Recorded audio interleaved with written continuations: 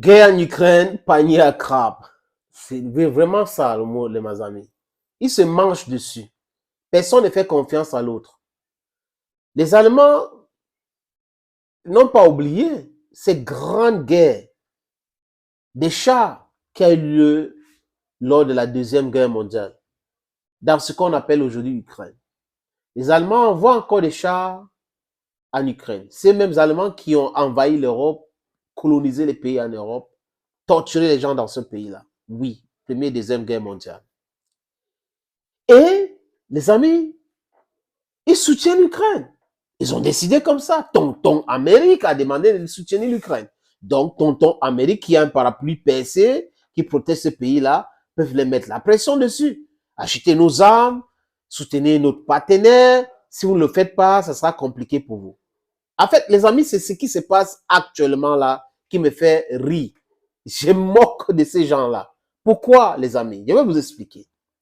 Les chars qui ont été brûlés, d'autres détruits, il y a certains qu'on peut réparer.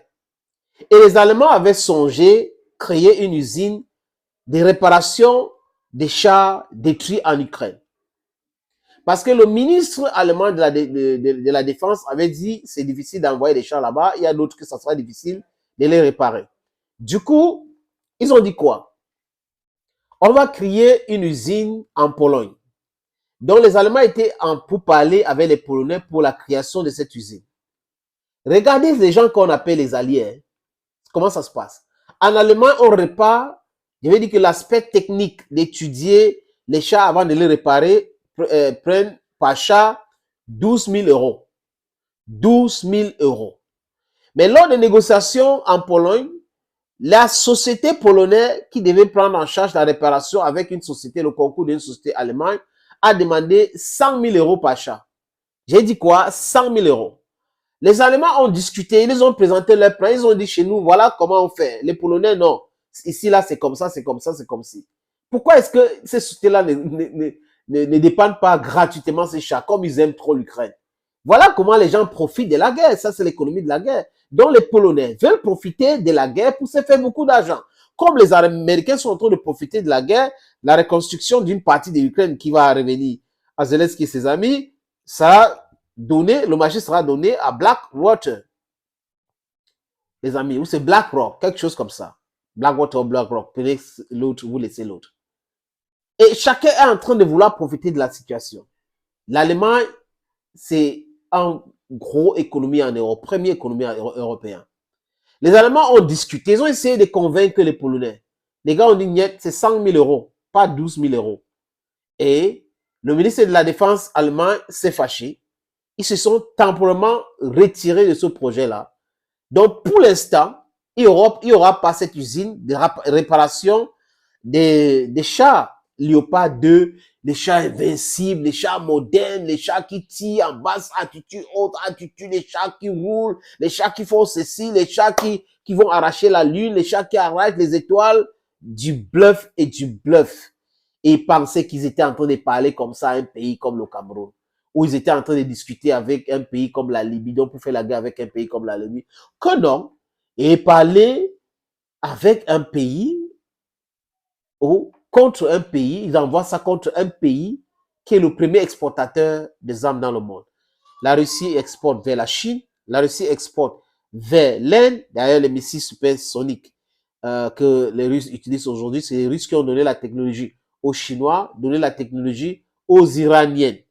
Vous parlez de quoi? Donc, ils ont toutes ces capacités-là à détruire de façon massive, à brûler tous les chars, à brûler tous les blindés, parce qu'ils détiennent les blindés. Donc, ils savent comment détruire ces mêmes blindés-là.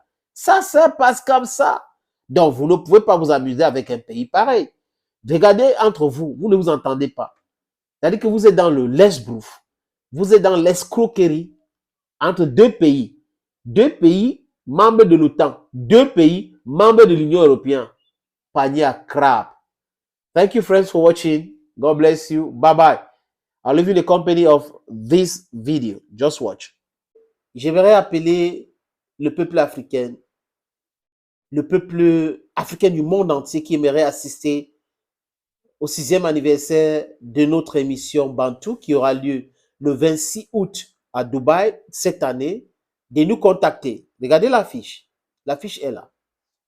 Et il y a les numéros de téléphone qui s'affichent aussi en bas.